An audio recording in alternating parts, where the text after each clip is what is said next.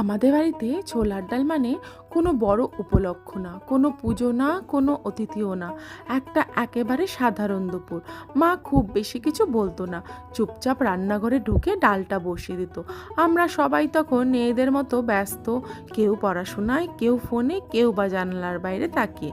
কিন্তু ধীরে ধীরে যখন ডালের গন্ধটা ছড়াতো, অজান্তেই সবাই একটু করে কাছে চলে আসতাম।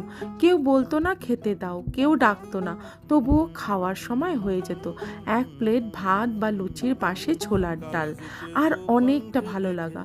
আজ আর সেই দুপুরগুলো নেই, সবাই আলাদা, সবাই ব্যস্ত, কিন্তু কোথাও যেন সেই গন্ধটা আজও রয়ে গেছে। আজ তাই ছোলার ডাল বানালে মনে হয় শুধু রান্না করছি না, একটা হারিয়ে যাওয়া দুপুরকে আবার ফিরিয়ে আনছি।